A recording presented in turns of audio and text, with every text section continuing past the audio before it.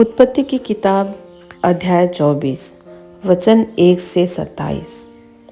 इसहाक के विवाह का वर्णन। अब्राहम अब वृद्ध हो गया था और उसकी आयु बहुत थी, और यहोवा ने सब बातों में उसको आशीष दी थी। अब्राहम ने अपने उस दास से जो उसके घर में पूर्णिया और उसकी सारी संपत्ति पर अधिकारी था, कहा, अपना हाथ मेरी जांघ के नीचे रख और मुझसे आकाश और पृथ्वी के परमेश्वर यहोवा की इस विषय में शपथ खा कि तू मेरे पुत्र के लिए कनानियों की लड़कियों में से जिनके बीच मैं रहता हूँ किसी को न लाएगा, परंतु तू मेरे देश में मेरे ही कुटुंबियों के पास जाकर मेरे पुत्र इसहाक के लिए एक पत्नी ले आएगा। दास ने उससे कहा, कदाचित वह स्त्री इस देश में मेरे साथ आना न चाहे तो क्या मुझे तेरे पुत्र को उस देश में जहाँ से तू आया है ले जाना पड़ेगा? अब्राहम ने उससे कहा, चौकस रह, मेरे पुत्र को वहाँ कभी न ले जाना।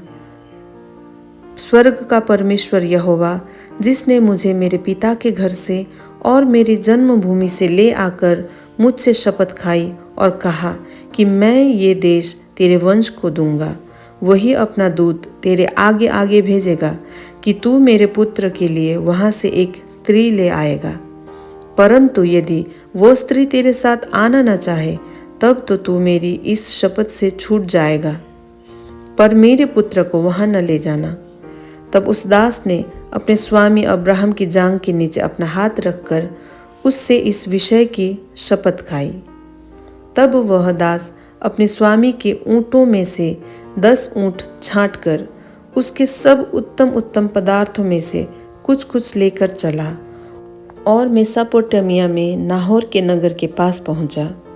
उसने ऊँटों को नगर के बाहर एक कुएं के पास बैठाया। वह संध्या का समय था, जिस समय स्त्रियां जल भरने के लिए निकलती हैं। वो कहने लगा, हे मेरे स्वामी अब्राहम के परमेश्वर यहोवा, आज मेरे कार्य को सिद्ध कर और मेरे स्वामी अब्राहम पर करुणा कर।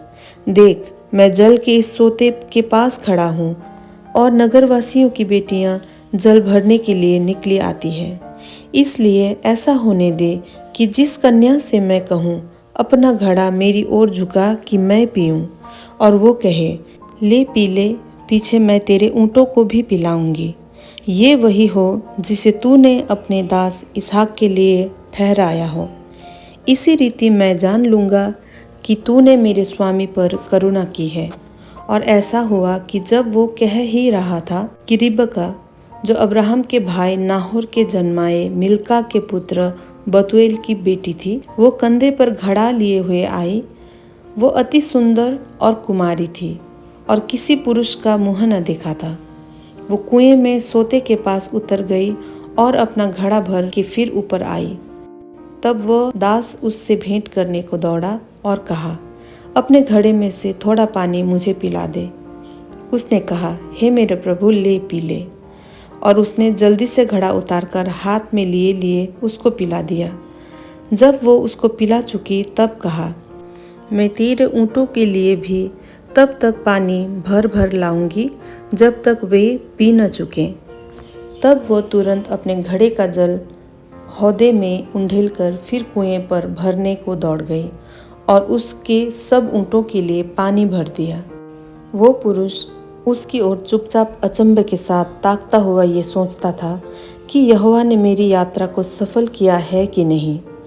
जब ऊँट पी चुके तब उस पुरुष ने आधा तोला सोने का एक नथ निकालकर उसको दिया और 10 तोले सोने के कंगन उसके हाथों में पहना दिए और पूछा, तू किसकी बेटी है? ये मुझको बता, क्या तेरे पिता के घर हमारे टिकने के लिए स्थान है? उसने उत्तर दिया, मैं तो नाहोर के जन्माए मिल्का के पुत्र बतूएल की बेटी हूँ। फिर उसने कहा, हमारे यहाँ पुआल और चारा बहुत है और टिकने के लिए स्थान भी है। तब उस पुरुष ने सिर झुकाकर यहोवा को दंडवत करके कहा, धन्य है मेरे स्वामी अब्राहम का परमेश्वर यहोवा, जिसने अपनी करुणा और सच्चाई को मेरे स्वामी पर से हटा नहीं लिया। यहोवा ने मुझको ठीक मार्ग पर चलाकर मेरे स्वामी के भाई बंधुओं के घर पर पहुंचा दिया है। उत्पत्ति अध्याय 24 वचन 27 यहाँ पे समाप्त होती है।